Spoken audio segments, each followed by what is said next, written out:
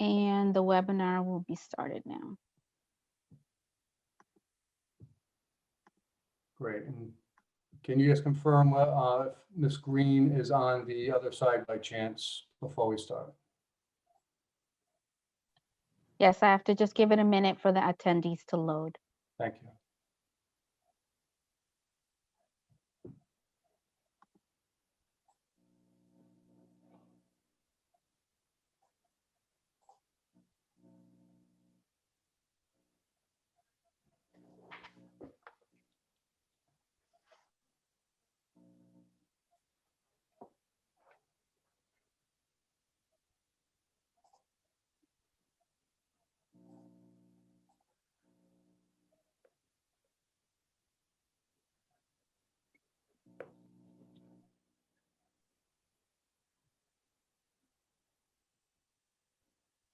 I do not see her.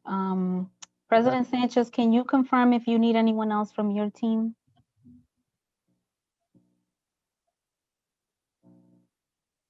Yes, let me take a look here. I know, is Rob Eaton in? Yes. I bet Rochelle Green is here. Isn't that the green? No, that's Clark. Oh, got it. Yeah, I think we're good on our end. It seems strange that I have two. Wouldn't you agree? And I have two in the panelists. I think it's because of the link that some people use to get into the meeting, Megan. Okay. Yeah, so I think those would be our cast of characters. Oh, would you rename yourselves, please? Thank you, Sarah. We have one more. That's under me. Is that what you're saying, Tammy? Yes. When I logged in, I used Susan Manzolillo's link, so I came up as Susan. Is my link. You don't look like Susan, Tim. She was having a bad day. So. You know, I don't see Helen Tate, our provost, yet. She may be trying to get in as well. I can bring her over. And Excellent, there's thank Ms. you. Green. Welcome. All right, let me know if you're all set. All right, I believe we're good.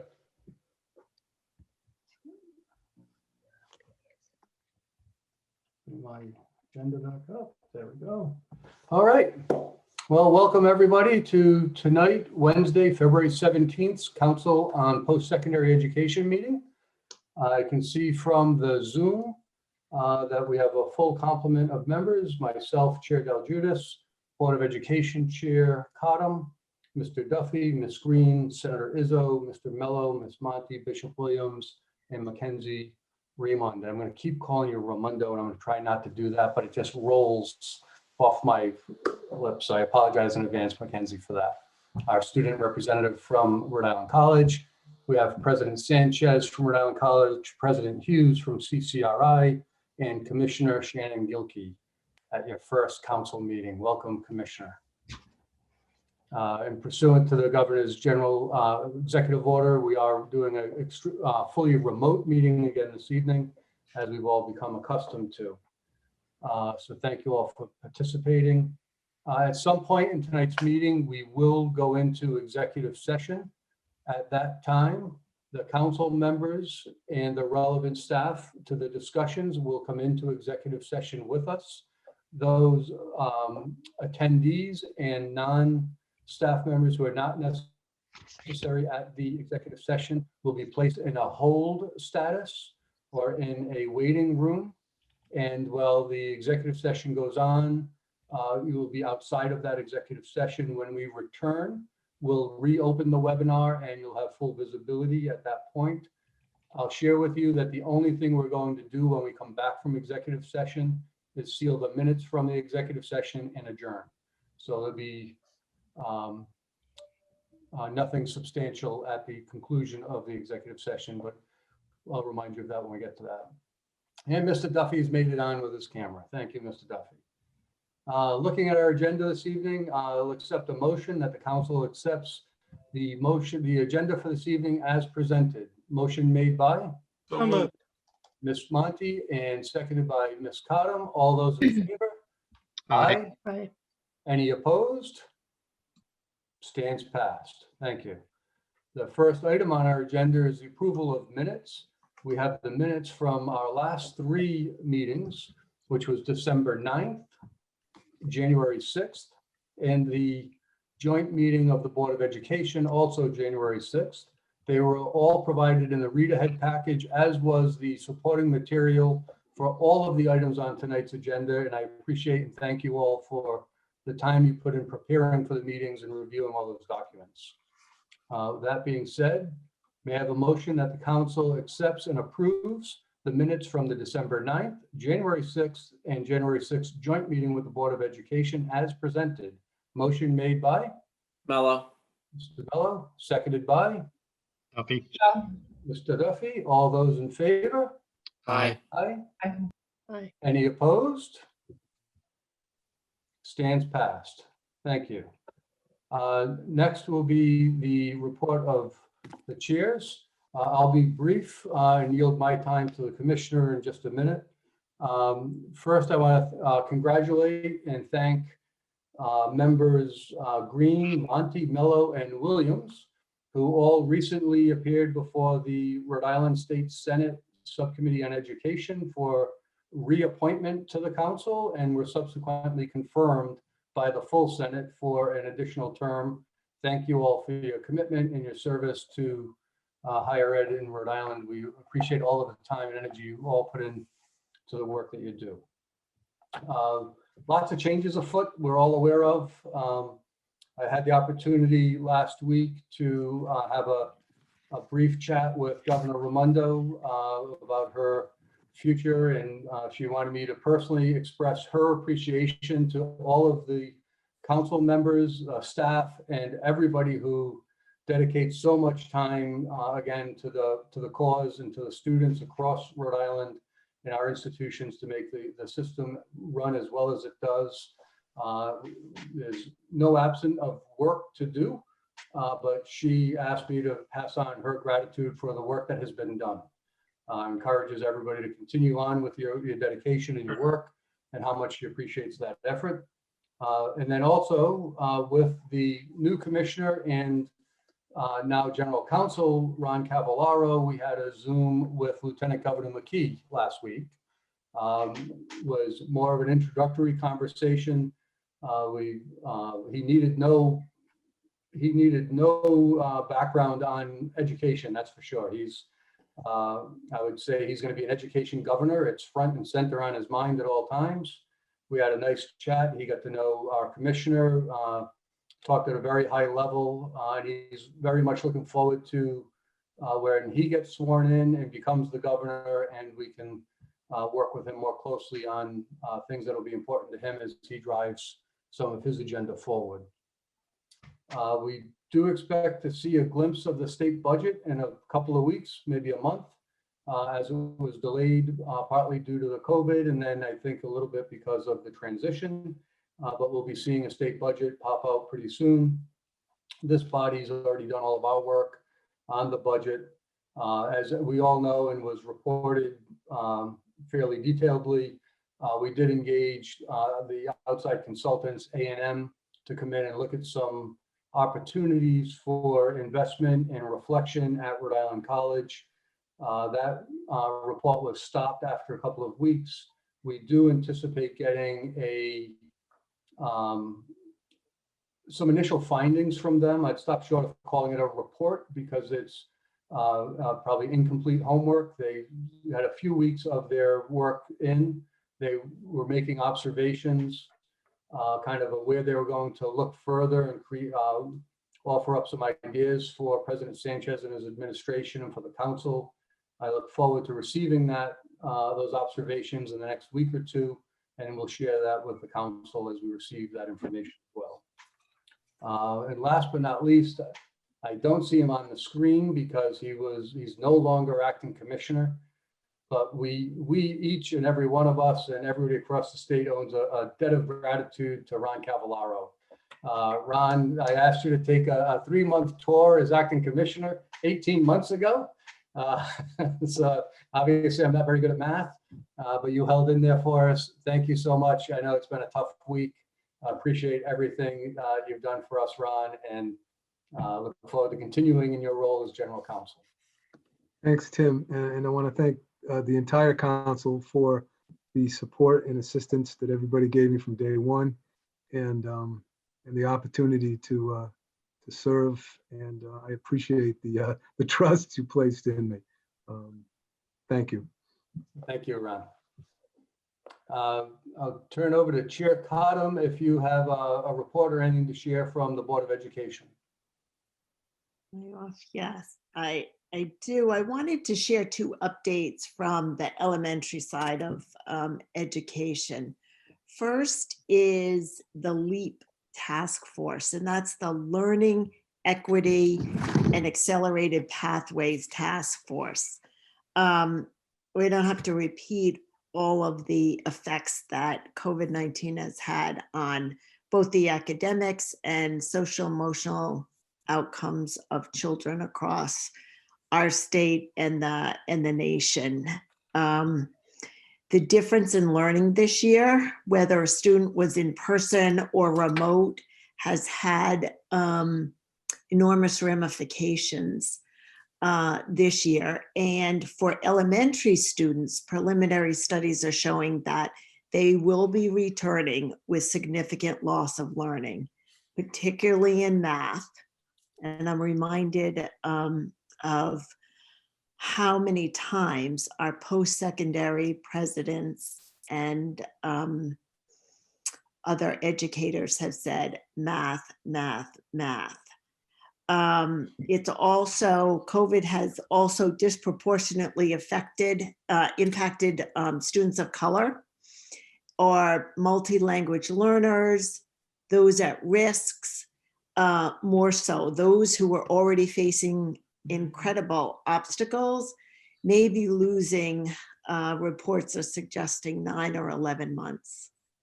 So we certainly need to focus on learning. We need to accelerate that learning, not just remediate what was lost based off where we were before COVID hit.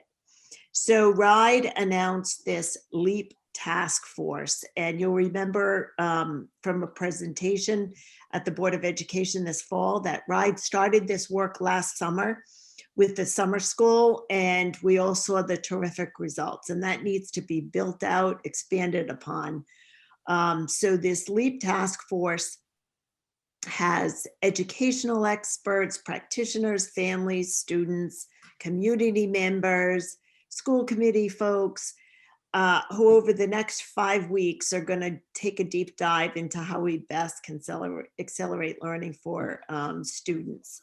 There will be an educational expert that will help guide and inform the process each week. At the first meeting last week, former Secretary of Education John King joined the conversation, expressed nationally what they're seeing. It's the same as Rhode Island.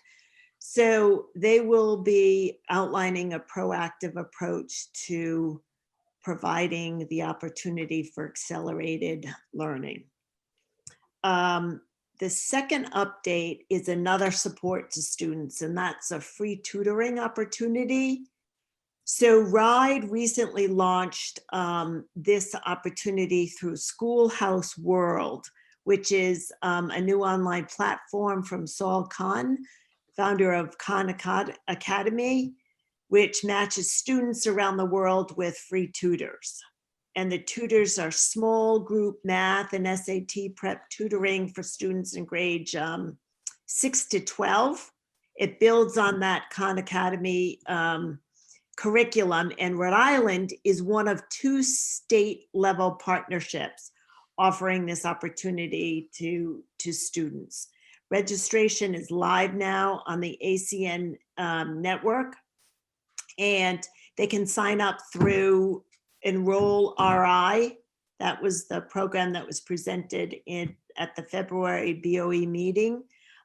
There's no deadline for students to sign up, no cost to districts or students, no requirement to participate. It's all voluntary.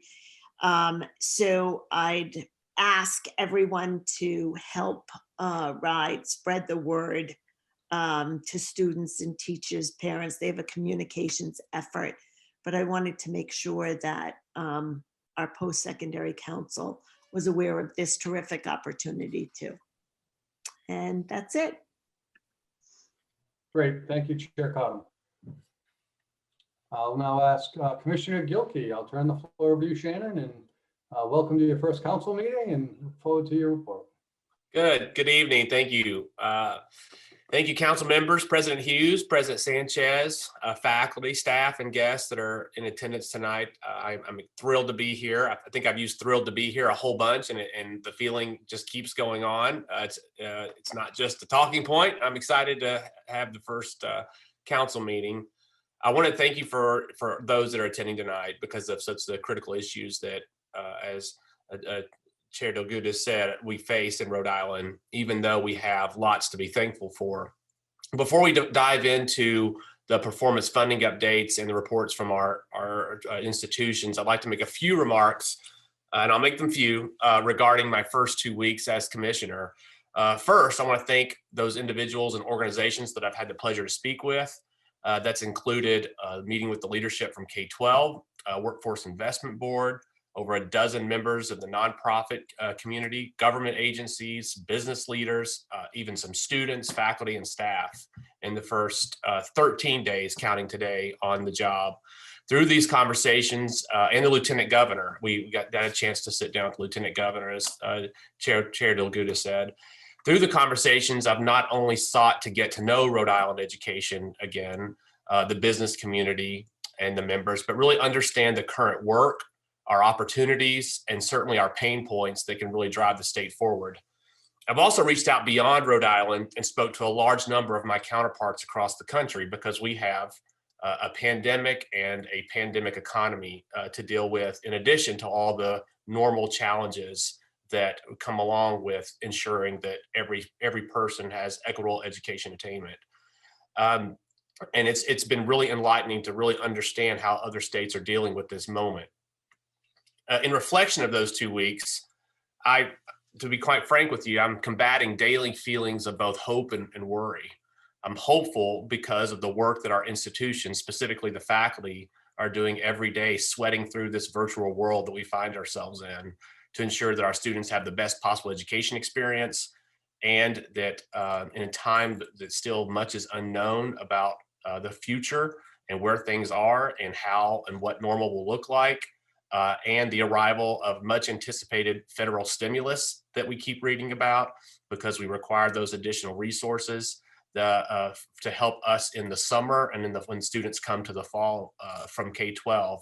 I'm really hopeful that we have hardworking people, both our faculty and staff across the state, private and public, driving a higher education for our students. And so I'm really hopeful for that. I'm also hopeful because Rhode Island not only has the ingredients, but a proven track record to rapidly reskill and retrain adults that require that reconnection to post-secondary in order to get back into the workforce. That is not consistent across the country, and Rhode Island has a lot to build upon and a proven track record that it's done already.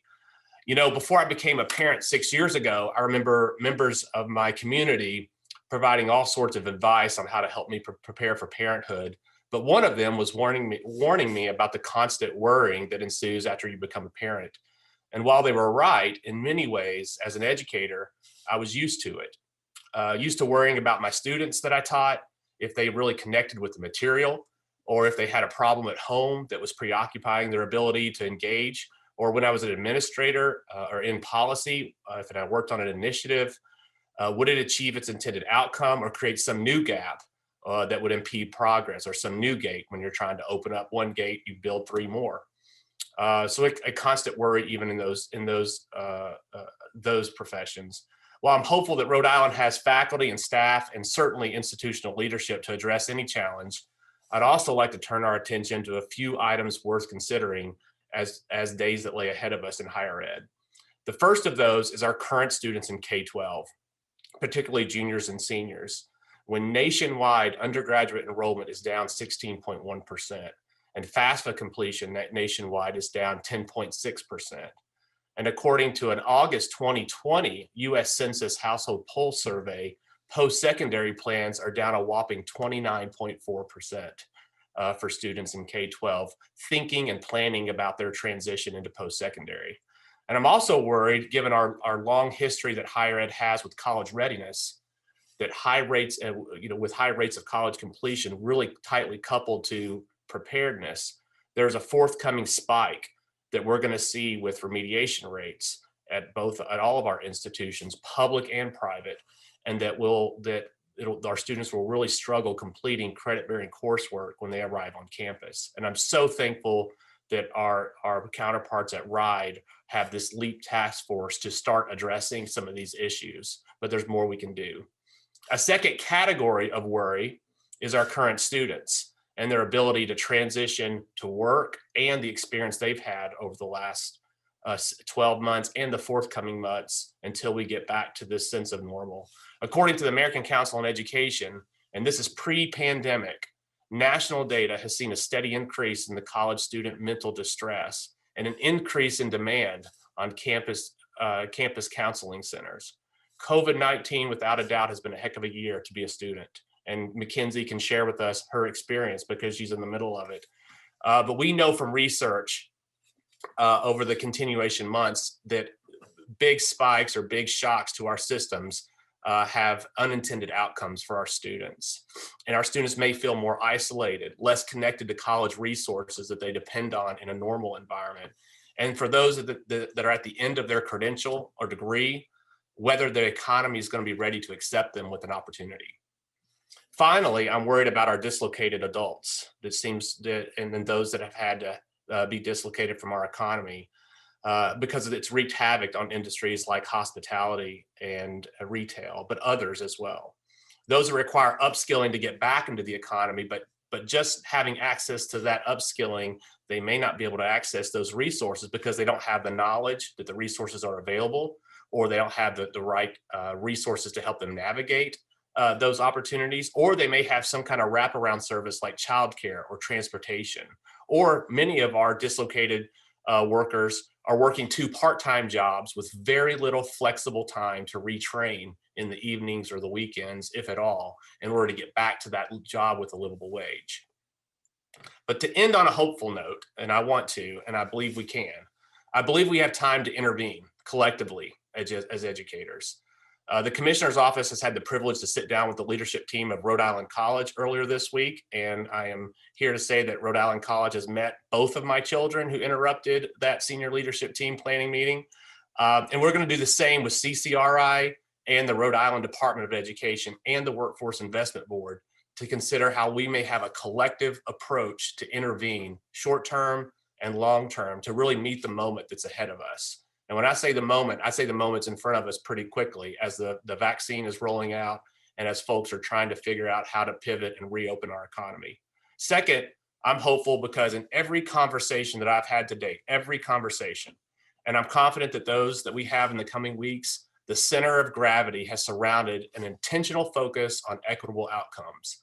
Because we know that in times like this, those that typically get left behind fall further behind. This too gives me hope that we have the right intention to drive equitable attainment, both from a moral and an economic imperative for our state. In closing, while this moment for Rhode Islanders who may be worried as we are, but for different reasons, my message is to convey that higher education is working hard to continue its support of the students of all ages, and that we're going to target specific strategies to advocate for the required resources to help shore up our post-secondary education system and rebuild our economy. Required resources start with voting yes on the question 1 of the higher education bond, but it's going to expand to any impending stimulus dollars, and I want to repeat that, coming from the federal government or from our state government that can help us drive those resources to our students. So with that, I want to turn to our performance funding evaluations at CPE. Unless there's any questions about the first 2 weeks for the commissioner, I'm happy to take those now. If I'm allowed to. I can't remember. Am I allowed to take questions now? Happy to. Certainly. Any questions for the commissioner? Moving on. Okay, so the Performance Funding Incentive Act provides institutionals with additional funds to promote alignment between the state's priorities of higher education and institutional policy and practice. In 2018, the Council on Postsecondary Education approved a performance funding metrics for each institution with a 2021 academic year as the target for achieving each metric. The performance metrics fall into 3 categories: graduation, completion, workforce development, and mission fulfillment. The Commissioner's Office in its role gathers institutional reports and reviews performance. The evaluations are used to determine the conditions for distributing funds for fiscal year 2021. Both schools continue to make gains in their respective metrics, and we want to offer each institution some individual feedback. At Rhode Island College, I want to highlight a few things, and then we'll move on to CCRI. At Rhode Island College, the achievements, both 4-year and 6-year graduation rates for first-time and full-time students have increased. So we want to tip our hat to that. Also, the 2-year completion rate for transfer students has increased. And finally, according to the reports, proportion of people of color among the faculty and staff has also increased. All 3 indicators that we want to see in any kind of performance funding metric. For areas of improvement for Rhode Island College, the number of degrees and certificates in high demand, high wage fields, particularly labor market, is an area for improvement. And the graduate rates for students of color will be an area for improvement for moving forward. The college has noted in a report focused initiatives to reduce the achievement gaps and improve completion metrics, such as professional advisors and the implementation of advising and intervention software. And President Sanchez and I have also talked about looking at programs aligned to labor market outcomes, even in my first 2 weeks, that I think will be a way to move forward, and look forward to working with Rhode Island College on that. So we're looking forward and excited to work with Rick to move forward on these things. At the Community College of Rhode Island, I want to highlight a few following achievements. They've exceeded the target metrics for 2-year and 3-year graduation rates and for pass rates on Gateway College level English. They've increased the number of certificates and degrees awarded, and they've met performance metrics for the pass rate on Gateway College math and on the proportion of students earning a certificate or degree before they transfer away from CCRI. Areas for particular improvement would be for graduation rates for students of color, in particular 2-year graduation rates for Black African-American students. For another area of improvement would be for proportion of first-time part-time students earning at least 12 credits in their first year. And I know that the college, even in my early conversations, is really intentional on guided pathways, which is through the research shows to have a positive increase on achieving at least those 12 credits. So the third thing for area of improvement would be the proportion of associate degrees awarded in high demand, high wage field areas. Same thing with really driving program development and execution aligned to labor market outcomes, which is a big theme in higher education right now. In fact, just as an off-report comment, but I think what we're seeing around the country is higher ed really getting into alignment between education and work, something that I'm hopeful to be a partner on from my previous life to work on. The college has noted CCRI focused initiatives to increase student achievement and improve completion metrics, such as assigning each student a professional advisor and full implementation of their guided pathways model. And we look forward to seeing the outcomes of those, and we'll work with CCRI as a thought partner and an advocate to get resources to help them that way. So those are my reports. I'm happy to take any questions or defer them. Who are the real experts in the room are institutional leaders from CCRI and Rhode Island College, if there's any questions. Great, thanks, Commissioner. I want to say overall, and having read the reports, I'm so pleased to see that in most categories, we're seeing that steady increase. I remember when we first embarked on the performance funding, some of the feedback I received specifically from General Assembly members is they were afraid we're going to come at them with the hockey stick approach of flat and then a spike at the end year. And it's really pleasing to see that in most categories, we're seeing that compounded improvement across most categories. Before any questions, I don't know if either President Hughes or President Sanchez, if there's any other color you'd like to add to the commentary, or if you want to move right to any questions from the council. Not at this time. Thanks, Mr. Chair. Great, thanks. From the council, any questions of the commissioner or the institutions? Great. Thanks very much on that topic. Fantastic. Then I believe it's we're going to hear from President Sanchez and a report from Rhode Island College. Yes, over to you, President Sanchez. Great. Thank you, Commissioner. Thank you, Chairman. Good evening, council members. On February 5th, gosh, it's been now almost a couple of weeks ago, I delivered my spring semester remarks to the college community. My address highlighted our proposed Rhode Island College Compact with Rhode Islanders, which focuses on 4 priorities as the college adapts to the new fiscal and budgetary environment that we find ourselves in. I want to just highlight those priorities. We did send out a link to the council members, and hopefully you had a chance to see that live stream. If you haven't, this will be a quick recap. Our first priority, the college, we must expand and accelerate flexible options for online evening and weekend programs. You know, this is going to really be the only way we're going to be able to stabilize and hopefully grow our enrollments. As you all know, we're experiencing as a state and as a region declining population of the traditional age students, and there are just too few options for adult and non-completers who want a 4-year degree. And we think we can be competitive in this market of, as the commissioner mentioned, upskilling more adults. You've also heard the data that there's about 120,000 Rhode Islanders with some credit and no pathway to a 4-year college degree. And now that faculty have really experienced the remote and some online instruction over the course of the last year, we want to kind of double down on that and invest more in training our faculty to be able to deliver high quality online instruction. Of course, it's going to require some investment in our infrastructure, but we think without question, this needs to be a focus of the college going forward. Second priority, we're going to continue to invest in academic excellence and student success. Provost Tate has already taken up the lead on a comprehensive academic program review. And it's not just looking at academic quality, it's also looking at financial viability and relevance of our current academic programs. And this is, frankly, this review is going to guide future investments and resource realignments as we go further.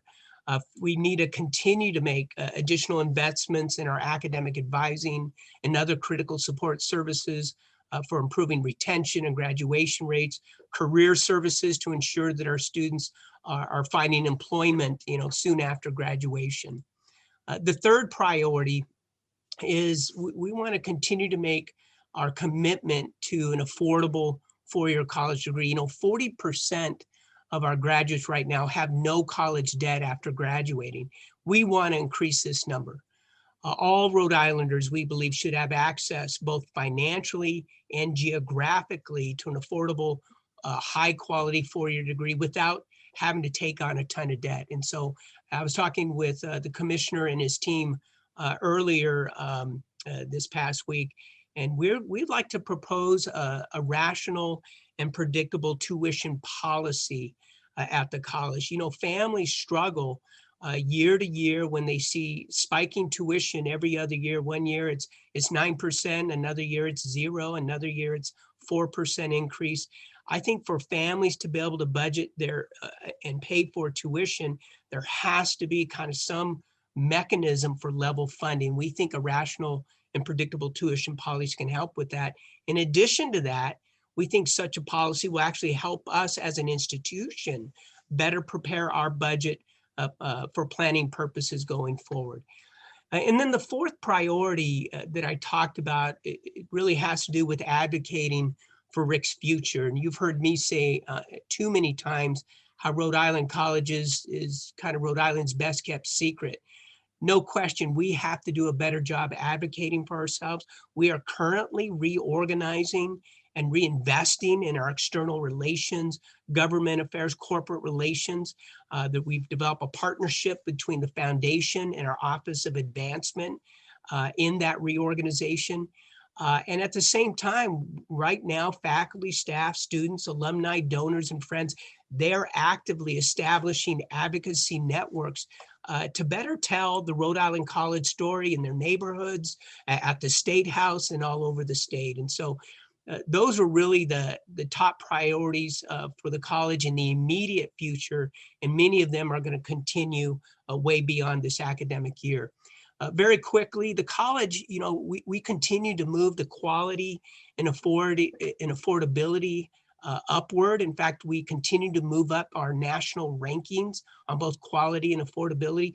This past year, the 2020 Washington Monthly, which is a very reputable ranking organization, they ranked Rhode Island College #1 among master's granting public institutions in New England, which was a move up from previous years. Similarly, another reputable organization, U.S. News and World Report, the 2021 rankings, rank us #2 for best performers in social mobility among public colleges and universities in New England. And essentially, the methodology there on social mobility is the degree in which we're supporting lower income, first generation communities of color moving up the economic ladder. Blue collar, working class families, even middle class families moving up the economic ladder. We're doing that better than most public four-year institutions in New England today, according to the U.S. News and World Report. And then we also hit 2 other rankings, top 10 best public and best value universities for medium and large institutions in New England, both for U.S. News and World Report and Money Magazine 2021 report. So some very, very good news, and kudos not only to our faculty who've had to adjust during COVID and revamping their classroom and their curriculum to go remote, but at the same time, you see the quality and the affordability of the institution continuing to move up when compared to our peer institutions across the region. And then lastly, are 2 more things. Philanthropy and fundraising has really taken off at the college. And in fact, it's nearly doubled over the last few years. In fact, this year, we're going to see 2 of the top 3 largest gifts in the history of the college.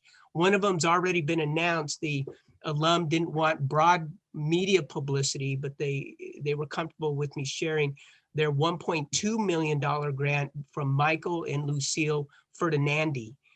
Michael graduated in '71, Lucille in 1970. Michael was a former executive with CBS, and Lucille had a teaching career in Johnston. And so we're very excited about that announcement. And soon you'll be hearing some more great news about a major gift to the college this coming month. And then finally, I just want to again thank Commissioner Gilkey and his team for meeting with the RIC Executive Cabinet. I shared with him that was really the first time our staffs had met together solely to talk about how we can align and collaborate and work together. And so I appreciate him doing that. And I believe, as he develops his agenda, I'm convinced there's going to be a number of alignments and I think very close collaborations where we can come together and move Rhode Island College forward. So thank you. That concludes my report. Thank you, President Sanchez. Any questions for President Sanchez? All right, President Hughes. Thank you, Mr. Chair. Good evening, Mr. Chair and members of the council. This evening, I will provide, as you all requested, college updates on 4 topics. So where we landed with spring enrollment, where we're headed with our summer and fall planning, the March 2nd special election bond campaign and our work with our colleagues at RIC and at URI, and then finally our ongoing COVID operations. Before I jump in just to those updates, I think what I would like to underscore is I'm sure what's apparent, but feels important to say, and that is driving every single aspect of the work contained in those 4 updates. Every moment is an intense focus on rounding the bend. of this recovery from the pandemic. And when we think about the work, and as I was listening to the commissioner, really in the end, talk about the students at the Community College of Rhode Island, that's who we wake up every day to think about. That's who we wake up every day to go to work for. So we're thinking every day about the students we have right now, the ones who are here, and we're thinking about our faculty and our staff. We're also thinking about the students who aren't here, who had their college educations interrupted because of the pandemic. And we're thinking finally of those college students who never arrived at our front door because of the pandemic. So we are doubling down on keeping the students that we have right now and on bringing back those students that had to interrupt their education and on finding those students who never made their way to our college in the first place. I feel like it's important at this point just to reflect on where we continue to need to get better. And someday I'd love to have sort of a separate conversation on where we're looking to go, and let's come back and do that. But specifically with respect to the commissioner's observation about room for continued improvement, we would agree with the commissioner that our completion rates, the 2- and 3-year completion rates for our students of color, are absolutely nowhere near where they need to be. I also, though, want the council and our audience to understand what the students at this college have done over the last 5 years and what the faculty and staff have done over the last 5 years as we put that work at the very center of our agenda. So if we're going to deal in numbers, let's do that. When we arrived, let me back up. Our students of color have improved their graduation rate nearly 5 times from when we arrived 5 years ago. So when we arrived 5 years ago, we graduated 2% of our students of color in 2 years. So we're at 11% in that rate now. Is that good enough? No. Is a 5-time improvement in higher education with the 2-year rate nearly unprecedented? Yes. Similarly, and same thing with the 3-year graduation rate, where I believe we went in 3 years from 11 to 19%. So ongoing improvement, essential. I don't want to miss a moment though, because I assume we have listeners on the phone, perhaps students, faculty, and staff. I'm proud of them, and we're just going to keep going what we've undertaken. With respect to the part-time students, if I had been asked to offer the one place that my team and I is laser focused in terms of the metrics we set for ourselves on performance-based funding, it is with that cohort of part-time students. So, and I really want to thank the commissioner for acknowledging we've shifted our entire approach to advising. We've moved to a caseload advising system. We've been wanting to do that for 5 years. We've finally been able to pivot to that. I would also offer, in terms of the broader description of that population, and what I think Vice President Enright would say if she were speaking right now, when we think of who has been hardest hit because of this pandemic, our part-time students have been disproportionately negatively impacted. They are the ones who are the adult learners, the returning learners who have families and are working 1, 2, or 3 jobs. So while that drop in performance is a concern for us, and we're going to double down on it, I did want to provide that context. So now on to enrollment. Our spring enrollment is now finalized at 11,452 students. That number is down 12.4%, or 1,600 students from where we were this time last year. So last year we were at 13,000, just over 13,000 students, 1,370. This year we're just under 11,500.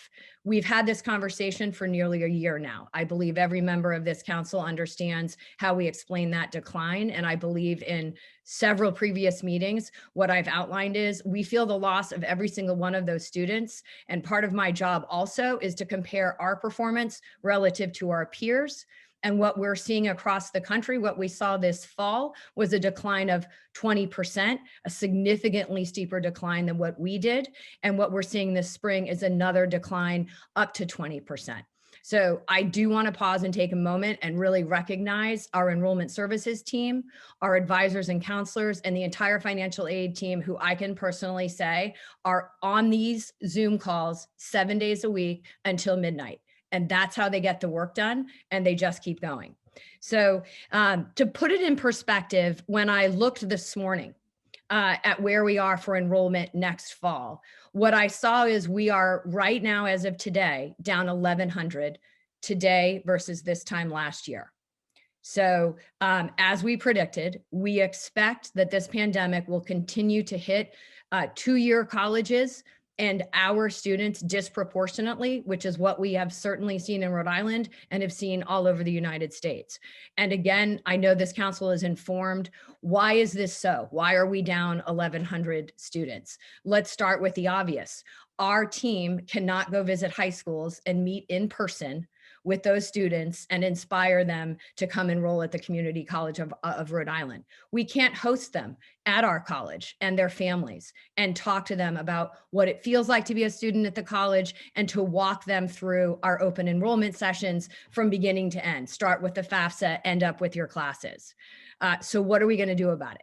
No one's surprised that this is where we are. I've come back to this council for nearly the last year and explained that you should expect this is where we would be, and it is where we are. What our student services team has done is basically redesign how we approach recruiting and enrolling and onboarding students. What that means is between now and June, so call it over the next 100 days, we will hold dozens of informational sessions, dozens of FAFSAs, open houses, and of course, all of it virtually in order to claw back some of those 1,100 students. We certainly hope, as I'm sure everyone does on this call, that by this summer, we can hold small group on-campus meetings for those who want a hands-on experience. So what else have we done? Typically, we spend roughly $250,000 on our marketing campaigns for students. $350,000 a year on marketing for recruiting students. We've invested $250,000 in additional monies in order to recruit those students. And we were able to do that with our CARES dollars.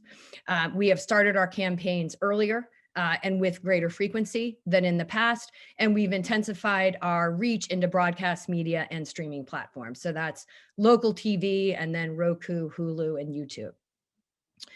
What else are we doing? And the commissioner spoke to this, as I mentioned, with our shift to caseload advising. We're working really hard to identify those students that we've lost and bring them back into the college. Central to that retention strategy is ensuring our students have the financial support they're going to require, they're going to need to be a successful college student.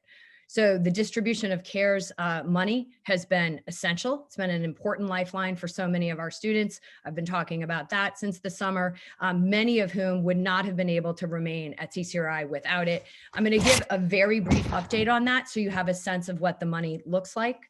As of December 31st of last year, so December 31st of 2020, we had distributed $4.4 million of the original $5 million issue from CARES 1. So as you all will remember, we received roughly $10 million. 5 of that was for direct student aid. That means direct payment immediately to students to be put to use right then so they can stay in school. Those direct payments range from $200 for part-time students to up to $900 for full-time students, are obviously based on financial aid eligibility and determined by those who demonstrated the greatest financial need. In addition to that, the college distributed $1.3 million, so more than 20% of the $5 million in institutional aid awarded to it in the form of technology grants directly to students and payments of tuition and fees. And those were for students, simply put, whose family income or expected family contribution just pushed them out of Pell, but without this financial support, they would not be able to continue at the college. I think, as many of you know, the second CARES Act passed in January, allocated an additional $5 million in direct student payments. And we expect to use the same approach as we did with CARES 1 in distributing that aid to our students. As I did earlier, I do want to recognize the director of our financial aid team, Kelly Morrissey, and that entire team. I just want to underscore that is a team that works night and day to make sure our students get what they need to stay in school. So now to summer. looking ahead to summer, don't we all want to be back? So we know, I talk to students every single week. I talked to some of them yesterday. It's the first question they ask me: when are we coming back to campus? Our students are dying to come back to campus, and we're dying to welcome them. This is an estimate, and of course, everything depends on what happens with this pandemic and Rhode Island's response to managing it. We hope that 25 to 30% of our courses this summer will be in person.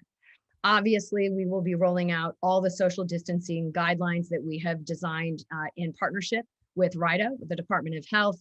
And we will, of course, what that means is smaller class sizes, more time between use, so all the rooms can be properly disinfected. We're also going to be ramping up the use of technology in order to provide a hybrid option for our students. That is a good example of how we are applying our institutional cares dollar. So investing in technology so that this summer, as what I regard sort of a lead up for fall, we can really pilot what it looks like to be moving into that hybrid mode. We've talked as a group, this is a crisis like we've never seen, let's not waste it. So even as we go forward and beat this pandemic, CCRI intends to be able to remain as a powerful and ever improving presence, offering virtual education to our students. And we're gonna get an opportunity to do that at larger scale this summer. Like our friends at RIC, I believe we are making decisions about this fall. We have not made final decisions about the fall. We do anticipate that we will be a mixture of in-person, remote, and hybrid, and certainly all indicators that we can all see suggest we will be able to be a significantly more robust in-person presence this fall. Now to the bond, very brief comments. As you're all aware, this March 2nd, there will be a special election. That's a $107 million higher education bond. You will remember from our presentation, the Community College of Rhode Island is $12 million of that bond, so just about 10%, with the remainder going to the other two higher ed institutions. We are working closely with our colleagues. We have formed Rhode Islanders for Higher Education. We've launched a campaign to urge voters to invest in our facilities and our students. I know I posted it on my LinkedIn page. I would really beseech the council to do the same. I know that that will literally change the student experience and the faculty experience and the staff experience of what it is to work at the Community College of Rhode Island. So the campaign has a website. It's got direct mail and then a strong television, radio, and social media campaign. I will very quickly remind this council what you approved, what that bond will allow us to do at CCRI. First of all, if you've been to our Lincoln campus and our Warwick campus, you know what our student services areas look like. So that is everything from soup to nuts, financial aid, bursar, advising, enrollment services. We're going to take those spaces that in both cases are either from the 1960s unchanged or the 1970s unchanged, and make them into one-stop student experiences. It is, I think, that it has the potential to be the single most important investment we've made in our facilities in a very long time. We're also going to enhance our accessibility, as you'll remember, at the Knight campus to make it much easier for our students who struggle to get from campus to floor to floor, make it easier for our students to get there. Finally, at our Lincoln and our Providence campuses, we are going to begin to renovate some classrooms and labs. And then finally, as has been said by both Commissioner and the President at RIC, really focus on how we even more intentionally connect our academic education to our workforce, because of course the ultimate goal is to send our graduates right into RIC, right into URI, and right into the workforce. So we're excited to design spaces that are much more focused on experiential learning and to prepare them for the workplace. So again, I'll close by just saying, please vote in support of this bond. I'll close with our COVID plan and specifically focus on what are we doing regarding testing and vaccines for the CCRI community. As again, all of us know, our ability to return to campus at any scale will depend on the state of the pandemic and how quickly the vaccine is made available to our community. Now, we're different. We're a non-residential, we're a commuting institution with 4 campuses across the state. That reality, as you all know, drove us to be virtual since this pandemic hit, largely virtual. As a result, because we are not a residential institution, We are not currently offering regular on-campus testing. However, we have a site up and running down at the Westerly Center right now. I know that team members have been down there taking COVID tests. And as we bring more students and employees back on our campuses, we are working with RIDO and will set up on-campus testing protocols. While we are not currently offering on-campus testing right now, beyond our work with our Westerly partners, we do weekly, vociferously encourage everyone in our community to participate in what's known as surveillance testing. Some hard data that I've shared before, 950 of our health science students and faculty were tested at the very beginning of this spring semester. So three weeks ago, of those 955 tested positive. And now on the vaccine. So where are we with the vaccine? We have obviously prioritized our health faculty, staff, and students. We've been working with RIDO. All patient-facing faculty and students from our health sciences and dental departments have been offered the vaccine for incredibly obvious reasons. They're coming into contact with patients, and we are following the recommended protocols from RIDO and from the hospital partners and healthcare providers that we partner with. This does not include students who receive the vaccine through their employers outside of their college coursework. In line with the state's plan to provide the vaccine to all first responders, including police and fire, all of our police at all 4 campuses have received the vaccine. Starting this Friday, our Newport campus is going to serve as a vaccine site for Newport and Middletown residents who are 75 years or older. And we have a bunch of our nursing faculty who have signed up to volunteer. I want to thank them for that. We're proud and grateful to be a part of that work. Finally, in closing, before I close to answer any questions, I would like to share some good news. I think we need some good news. 8 of our students competed in the Northeast Regional DECA competition. So as many of you may know, DECA is a national organization for college students, and they're students who are planning to go into business, if you will, marketing, finance, hospitality, and management. Those students, what they do when they go to the competition is take an exam, do a role play, case study, and then present their findings to a group of academics and professionals. 7 of our 8 earned first place. And so they're going on to the national competition in April. Look forward very much to coming back and reporting on their progress, and want to simply say thank you to the DECA advisor, who's one of our business professors, the remarkable Professor Joanne Orabone. So thank you very much for the time to offer the report, and I'm happy to take questions. Wow. Thank you, President Hughes. You must be exhausted. Great report. Appreciate all the great information. I tell you, as a parent of a high school senior, your what is $600,000 worth of marketing is very effective, and I see it in a lot of places, very often. So thank you for that. Questions for President Hughes on her report?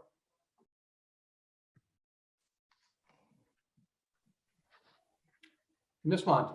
Thank you, President Hughes and President Sanchez. Just so I get it right, on the bond, is the bond money solely focused on capital improvements at CCRI and RIC, or are there other uses for it as well? Yes, for us. Yeah, yes, for us as well. Our portion is $38 million for our Clark Science Building. Okay, thank you both. Thank you. Senator Rizzo.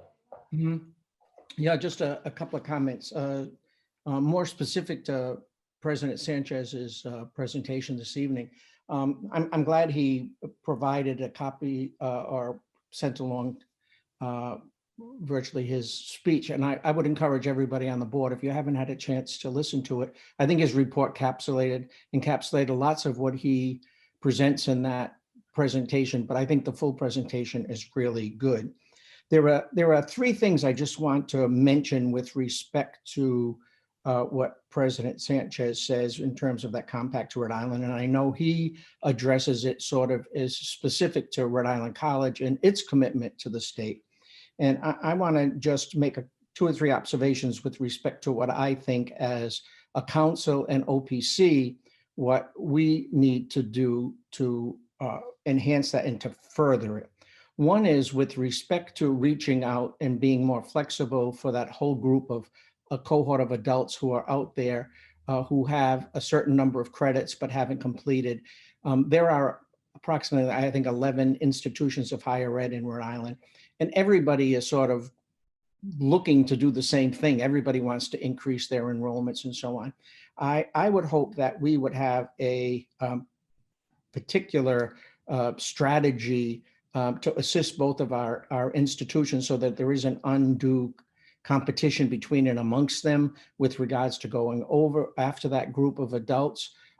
We know that there's a finite number in Rhode Island, and we should be able to have, and I think through OPC, we might be able to work with them to be certain that we have a really good understanding of what that landscape looks like, what are other institutions doing, and so that we can be somewhat more creative and specific with regards to going after that group of adults. With review of the academics that's going on at Rhode Island College, I think that's something that should be done on a regular basis. There's a part of me that believes, and I'm not certain precisely, and maybe Commissioner, this is where you can be of help to us, is that we somehow incorporate in our requirements for the institutions that on a regular basis, those types of reviews are completed and that they report to us so that we understand. It seems to me that one of the things that makes it sort of interesting is the focus is really on jobs. COVID has really sort of changed things, but there is also, I think, a forever commitment to liberal arts and to what those core offerings look like at institutions, whether it's composition or math or history. And it seems to me that if we do reviews on a regular basis, we can sort of solidify and give some assurances to our faculties and to students that we respect and we understand that, so that we're not going to make dramatic changes just because the job market might change. There are some pieces of higher ed that should remain the same. And I think that we should come up with a policy that requires that review. And we look at the current offerings, future offerings, and sort of stay ahead of it. And the last one is with respect to the predictable tuition. We've heard a lot about this over several years. It just never seems to get done.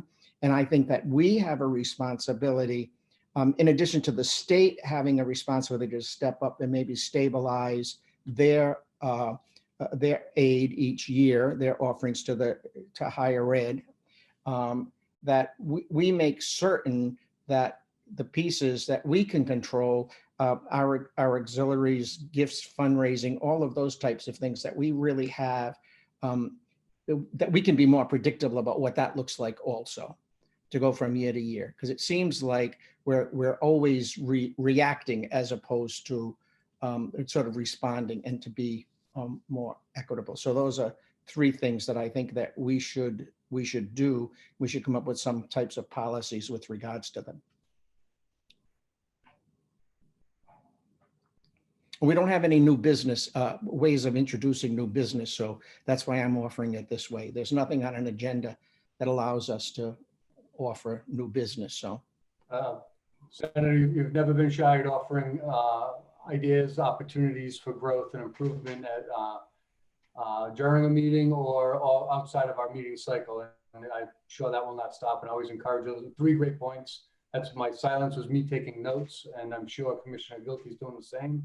And we'll certainly take that all on board, because I agree with all of your comments as I normally do.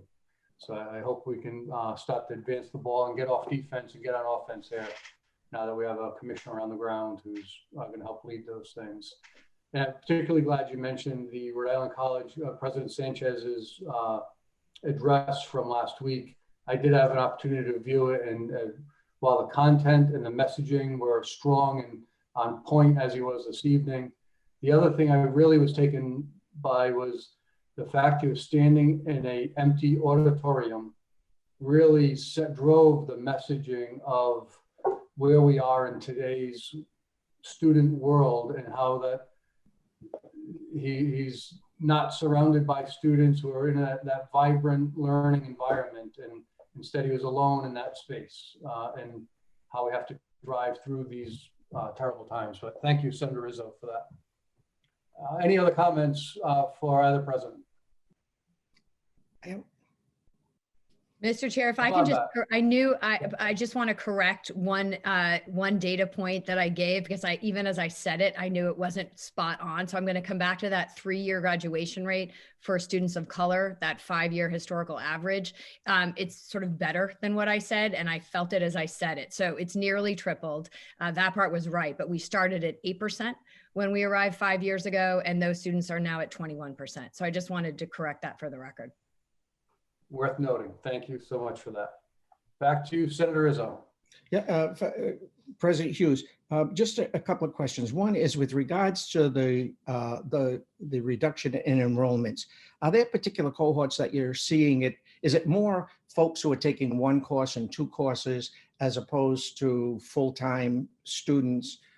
You know, how do you look at that? How do we sort of understand that? Have we lost 500 people who ordinarily might have taken 1 or 2 courses? Sure. So I'm going to begin it, and whoever's moderating this, if they can just move over Sarah Enright to give an even more concise and data-driven answer. What I would say that what is true is sort of the overview. When we look at, you know what, Sarah, take it from here. Hey, Sarah. Hi, Senator Izzo. Hello, Council. So yes, absolutely. We're seeing dips that are more significant for certain populations. Part-time students, we don't have that data yet for spring, but in the fall, there was a 4.3% drop in full-time student enrollment and a 9.6% drop in part-time student enrollment. So big difference in that we're seeing more full-time students stick around and fewer part-time students. Because those students tend to be more likely juggling college with other responsibilities and are more likely to be hit harder by the challenges of the pandemic. We've also seen substantial drops in, I don't have these numbers in front of me, but if we look at the fall, we know we were 7.4% down in enrollment in the fall. And then we had more substantial drops for students of color and the most substantial drops for low-income students. I believe the drop in the fall, and I can follow up and confirm it, but was 13% for Pell Grant students, and I think it was 11% for students of color. But that general trend of part-time students took more significant hits in enrollment, students of color and low-income students. So that allows you, in a sense, to be much more strategic in terms of how you go about retaining those students and how you draw them back. I mean, you know, it's absolutely not broad, absolutely. You know, broad brush approach to it. So, and can I ask one other quick question? If I can, with regards to that increase in terms of the individuals of color, that graduation rate, that's really terrific. And I know you gave it as over a 5-year period, an average. Is there something that relates to promise? Did a bigger spike happen in the last couple of years that brought that 5-year rate way up so that we can relate that and correlate it to promise? Yes, absolutely. So I can get back to you with more specific data, but the year in which we saw the significant spike in the 2-year was the first 2-year graduation mark for the first Promise cohort. And the year that we saw the significant bump in the 3-year was the first 3-year graduating year for that first Promise cohort. So yes, they're highly correlated. Okay, good. Thank you. Thank you. Great discussion. Thank you, Tom. All right, we're going to move on now to an update from Amy Grabowski, who's going to magically appear on our screens. There we are. Thank you. Amy, as you know, is our Executive Director of Workforce Training and Centers, specifically down in Westerly, and bringing to life our Northern Rhode Island Higher Education Center in downtown Woonsocket. So I've asked Amy to provide an update on where we are with the Woonsocket location. Amy? Great, good evening. Thank you for having me back tonight to provide a brief update on the Northern Rhode Island Higher Education Center. As you may remember, this will be a new higher ed center replicating the Westerly Education Center, but focused on the employer needs for workforce development and higher education in Northern Rhode Island. We have been working closely with our colleagues at CCRI and RIC on the vision for the center, and also with our employer partners, CVS, AAA, Fidelity, to name a few. Excitingly, since we last discussed this in early 2020, when you review and approve the lease for 95 to 117 Main Street, providing it was approved through the budget process, the lease was included in the FY21 skinny budget and then approved by the State Properties Committee on December 22nd, 2020. The lease was then executed on January 4th, 2021. The lease puts a provision on the landlord to be completed in 10 months, so we should be in the building prior to the end of 2021. There is a financial implication to the landlord if there are delays. As a reminder, the legislature approved $2 million in RICAP funding for capital purchases, but the money does have to be matched dollar for dollar. To date, we have $725,000 in donations and grants for the project, and we have several other funding requests pending, so anticipating that number to continue to grow. One of the grants we received will support operations and then allowing us to hire for the facilities and operations manager so we can be underway. I am currently going through the interview process for this position now and hoping to make an offer in short order. We established an advisory group that I'll be reconvening in March, made up of CCRI, RIC, Northern Rhode Island Chamber, AAA, Fidelity, and CVS to help continue to guide us through this process. And we're also working on the MOU with CVS for the dedicated space of the mock retail store within the facility and anticipate having that solidified in the next few months. And I'll continue to re-engage with all of our employer partners to determine their needs with CCRI and RIC so that we can open our doors in October, November with programming ready to go. And I can answer any questions. Thanks, Amy. We're really excited for the continued growth in Woonsocket and see that come together. Questions, Mr. Mello? I don't have a question, Mr. Chairman, but I just want to make a comment, if you don't mind. As part of this COVID, you assigned people to work with different groups on the council, and myself and Mr. Duffy have been working with Amy and also Kim Bright from Rhinebeck. And I just want to say that the work that Amy's doing, in addition to the work she's doing with us, is really quite significant for the state. And she's really pitching in, as you know, in lots of places, dealing with COVID testing, dealing with RIDO, also dealing with Department of Labor and Training. And she's doing a lot and she's doing an excellent job with it. I hear that in different places. It's not my own observations, although those are my observations. And I know you share those, but I wanted the committee to know that she's doing lots of other things on behalf of all of us as Rhode Islanders. And I want to thank her for that. Thanks, Mike. Well stated, well shared. Thank you for sharing that. Any other questions on any of the things Mike just raised or Westerly, Woonsocket for Amy? All right, and Amy, thank you for stepping out of class. I'm sorry to interrupt your class tonight. She's in her online programming as a student as well in our system. So thanks, Amy. I'm going to move on to the next item, which is a little bit delayed in our agenda. And I'm going to ask the friends from O'Connor and Drew to start to appear on our cameras by turning your cameras back on, please. We're going to get a presentation from O'Connor and Drew, who do their annual audited financial statements for Rhode Island College, the Community College, and the OPC Commissioner's Office. So I'll turn it over to O'Connor and Drew and introductions, please.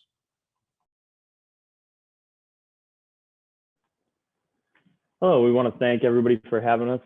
Mike Cosgrove, I'm an audit principal with O'Connor and Drew. I have with us tonight Vinny Guarino, who is the audit manager on actually both the CCRI audit as well as the RIC audit, and Nelia Kruger, who was the manager on the RIDEA audit. So we have a few items just to kind of go through in the audit. We'll try to talk kind of high level. If you have any other specific questions, we'd be more than happy to address those.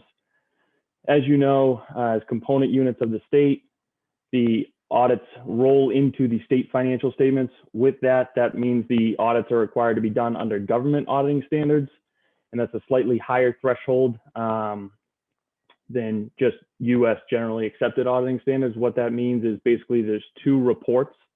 There is a report on the financial statements themselves, and then there's also a report on the internal controls.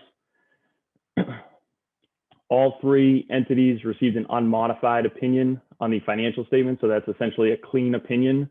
In the previous terms, it's been, in the old days, it was termed an unqualified opinion. It's the same thing, it means the exact same thing, just a terminology change. And then as far as the internal controls go, we didn't modify any of the reports, meaning we didn't identify any material weaknesses or significant deficiencies in the internal control structure. And one thing to note, obviously this year, given the COVID constraints, really for say a quarter or so of the fiscal year, really what we're looking at when we're looking at the internal controls is we're looking at the the control points and making sure that, if the point itself is a supervisor review, it doesn't necessarily matter if it's in paper form that it goes to a supervisor and they initial it, or if that's maybe done electronically now and there's an email train or something like that. So we're really looking at that point itself, not necessarily the procedure of it. We are independent from all three institutions. We can't do the audit if we're not independent. An example of services that we don't provide, it's management advisory services or things with investments. That's really not our area. We would report on it because it'd be within the financial statements, but it's not something that we would actually do. All financial statements come with estimates, and management's responsible for developing those estimates and trying to ensure they're reasonable. We test the reasonableness of them. We compare them to previous years to see the actuals, and we go through other various tests. The main ones really are the allowance for doubtful accounts, depreciable lives of capital assets. We're making sure that's in line with the state. And then as well as the net pension and OPEB liabilities, we're really looking at those numbers. Those I'll kind of touch on a little bit on another slide too, but those are actually derived at the state level and then driven down to the individual institutions. As far as significant transactions, I think both presidents touched on it a little bit on some of the HERF funds, whether we're talking CARES funds or HERF funds. So, and again, we're really looking at fiscal year 2020 when we were looking at the financial statement. So this was through June 30th. So CARES 2 funding or HERF 2 funding, that didn't exist at the time. So we were looking at the HERF funds. And again, we're looking at really those funds that part of it was student-based, part was institutional-based, and the matching of that, what got spent during FY20, not what has been spent now or what got spent in the fall, but really from that, call it, I think it was early April when it actually came out through that June 30th time period. We're happy to report there were no disagreements with management. Again, obviously this year was a little different in terms of the audit approach. We don't typically do 100% remote audits. That's really just not something that we do. We like to be out there. We like to be, interacting daily with the client. So what we did this year, we really were able to kind of work well with management and work well with different time frames, whether it was different calls and different kind of check-ins to keep everybody and keep the status on track. The financial statements, they're due September 30th each year, and we're happy to report that we were able to deliver those on time. And again, that, yes, we're proud of it from our end, but again, as all you folks know, there's so much work that goes onto it on the client end. So really that's the management team of those three institutions that really deliver the results to get to us. In terms of other accountants or auditors we work with, again, the financial statements roll into the state, so we work pretty regularly with the office, the Auditor General's office. We're kind of in constant communication with them as, any new guidance comes out, whether it's deadlines, reporting, they take a very detailed look at the financial statements themselves as the group auditor. We're happy to report there were no audit differences. Every set of financial statements has risks. So there's certain risks that are presumed by auditing standards. These risks come into play. So at the start of every audit, we do a risk assessment, and the risks above, those are in every audit, whether it's a private company audit or a public institution audit. Those are presumed by auditing standards. So our tests and our procedures have to basically try to mitigate those risks and try to hit on those touch points. As far as the entity specific risks this year, again, obviously we're really focused on kind of the COVID-19 transition piece, obviously, as well as, the recording of those HERF funds and kind of seeing where that went. One other thing to note that's going to be coming down the line, this was originally supposed to be in place for FY21, but GASB, that sets the accounting pronouncements for public entities, based on COVID last spring, they delayed basically the majority of the pronouncements either a year or 18 months down the line. So this is now in place for FY 2022. And this is on leases. So basically what this is going to do is it's very similar to the private standard if you're used to that. if you have any operating leases where, say, you're renting space and you're paying a monthly rent, rather than expensing that rent payment, they want you basically, you would record a lease liability and then a right to use asset. So they would wash on the balance sheet, but they want you to basically record all of those future payments. If, say, you had a 3-year lease or a 5-year lease, they want to see that number on the balance sheet itself instead of within the footnote disclosure. And again, that's not effective for FY21, that's FY22, assuming at this point that there's no future delays in that implementation. And at this point, that's really all we had planned on sharing and discussing. Again, we're really happy to work with the institutions, and we thought the management of all 3 institutions really helped get us everything timely. Great, thank you, Mike. I just on the change on the lease for FY22, is that something that is well known among the financial professionals, or is there some communication that we should make from your transmission today in more detail to the institutions and to our own CFO? How does that communication work so we ensure we do that properly for the change? Yeah, so all 3 institutions are very well aware of it. We've been trying to kind of, as much as we can, stay ahead of it. Obviously, COVID hits, but then there's a delay, so there's some lag there, but we've already kind of begun some discussions and trying to, because the biggest thing really is really kind of doing an inventory of your leases. So some of the schools have started working on that to try to start pulling some of that together, because that's really, your initial population, if you will, is going to be the, the biggest driver there. Great. So I've encouraged that there's an ongoing education and collaboration. So it's not going to be a surprise in the 9th inning next year to say, oh, you have to go do this differently. So thank you for that. And then also, as a non-financial expert, I'm hearing you say you don't see any yellow flags, you don't see any red flags, and we all march on smartly because our professionals are telling us we're in a great place. Fair assessment? Yeah, it's a fair assessment. Great. Any other questions from the council for our folks? Mr. Duffy. Yeah, I just had a question. When I got to the 3rd set of financials, I see the financials for the Rhode Island Division of Higher Education Assistance.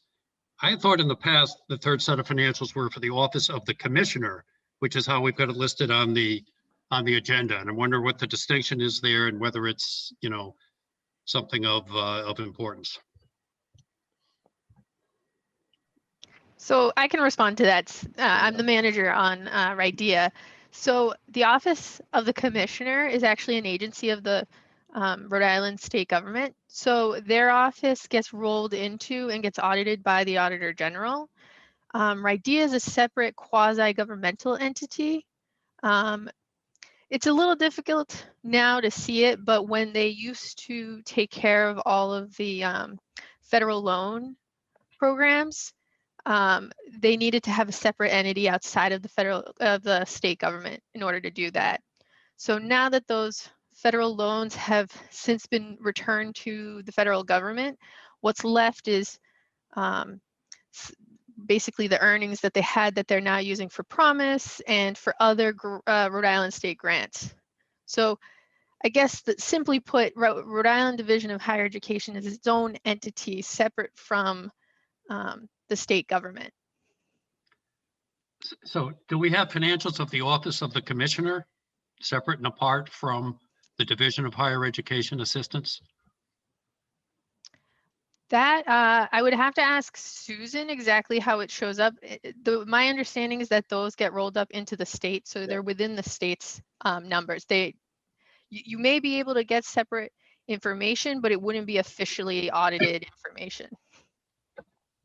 Okay, it was just unclear because our agenda item called for financials for the Office of the Commissioner as opposed to the division. And that's the way it's always read in the past, which is how we wrote it up this year. So we just did it as it's been done historically. The Division of Higher Ed does not technically exist on its own. It is part of the Office of the Post-Secondary Commissioner. So it's not its own It's not its own organization. It exists within the Office of the Post-Secondary Commissioner. Right, so Dennis, I think if you're asking the balance sheet for the commissioner's office and the staff and when they're buying staples or traveling, that's a function of state government that gets rolled back into the state reporting system. These funds are outside of that state system, which is why O'Connor and Drew audit these. Oh, yeah, I have no problem with the report. I thought the report read fine. I just wanted to be clear what our resolution is and what statements we're actually approving. Yes. When So we get to the point of the actual motion, we'll ask Ron Cavallaro to come in and see if we have it worded properly and make sure we get the right words. Right. Okay. Thank you. Great. Thank you for that. thank you. Any other questions? Thank you, Susan. Any other questions for our guests? No? Great. Thank you.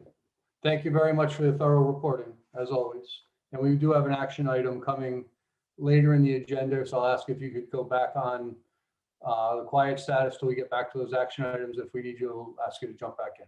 Thank you. All right, next we're moving to our action items. Item number 7A is approval of non-SARA application for William Jessup University. Again, all of the pre-read materials were provided. I'll get the motion and then we'll ask for any discussion or questions. So may I have a motion that the Council on Post-Secondary Education approve the William Jessup University's application to operate in Rhode Island as a non-SARA nonprofit institution. Motion made by? Mello. Seconded by? Duffy. Thank you. Any discussion on the motion? Great. Again, the SARA applications, the non-SARA applications are fairly routine and reoccurring items on our agendas.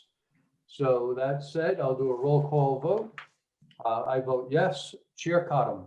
Aye. Mr. Duffy. Aye. Ms. Green. Aye. Senator Rizzo. Yes. Mr. Mello. Aye. Ms. Monty. Aye. Bishop Williams. Aye. Thank you. All affirmative. Next is the approval of Rhode Island SARA application for Providence College. May I have a motion that the Council on Post-Secondary Education hereby approves the recommendation of the Post-Secondary Commission that Providence College become a Rhode Island SARA institution having submitted an application and supporting documentation which meets the requirements and standards set forth by OPC and the NC SARA. Motion made by? Mello. Mello and Monty. Thank you both. Discussion on the topic. Very good. I vote yes. Chair Cottam. Aye. Mr. Duffy. Aye. Ms. Green. Aye. Senator Rizzo. Yes. Mr. Mello. Aye. Ms. Monty. Aye. Bishop Williams. Aye. Stands approved. Thank you very much. Next is the approval of the audit statements we just heard. May I have a motion that the Council on Post-Secondary Education approve the audited financial statements for Rhode Island College, the Community College of Rhode Island, and actually I'm going to call Ron. Here he is. Ron, do I want the motion to read for the Rhode Island Office of Post-Secondary or for the RIDEA? What I would suggest is, and unless the auditors object, do you say the Rhode Island Office of Post-Secondary Commissioners Division of Higher Educational Assistance? Very good. I'm getting an affirmative from O'Connor and Drew. So what he said is the motion. Mello. Motion put forward by Mr. Mello, seconded by Duffy. Mr. Duffy. Discussion on the motion. Thank you. And just for the record, the minutes will be transcribed properly and worded exactly as General Counsel Cavallaro stated. I'll vote yes. Chair Cottam. Aye. Mr. Duffy. Aye. Ms. Green. Aye. Senator Rizzo. Yes. Mr. Mello. Aye. Ms. Monty, Aye. Bishop Williams. Aye. Thank you all. Next is a more of a housekeeping issue. So ordinarily, we would compete this audit contract on an I think it's every 3-year basis. And with COVID and other things that were happening, our CFO and internally made the recommendation that we extend them 1 year and then go on to do the competition. I know URI took the same action with the same accountants due to just process and COVID and the state of the world at the moment. And O'Connor and Drew has been performing this function for at least my tenure on the council and many years before that, I believe. So that said, may I have a motion that the Council on Post-Secondary Education approve the extension of the contract for audit services with O'Connor and Drew for 1 additional year and extend the timeline selection process for external auditors for Rhode Island College, the Community College, and the Rhode Island Office of Post-Secondary Commissioner and its affiliates for the FY22 audit as presented. Motion made by. Mello. Seconded by. Monty. Monty, thank you. Discussion on the motion to extend. Thank you. I vote yes. Chair Cottam. Aye. Mr. Duffy. Aye. Ms. Green. Aye. Senator Rizzo. Yes. Mr. Mello. Aye. Ms. Monty. Aye. Bishop Williams. Aye. Unanimous. Thank you all.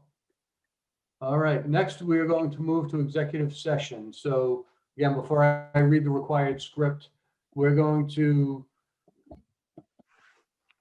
go into executive session for some period of time. We have a couple of agenda items that I'll read in just a moment. When we come out of executive session, we'll have 2 motions. One will be to seal the minutes of the executive session meeting. The second will be to adjourn. So any of the non-council member participants or viewers on the panel side, you're welcome to go into the hold wait room. When we're through with executive session, we'll re-enter the webinar mode and you'll have full transparency and view that portion of the meeting if you choose to stay.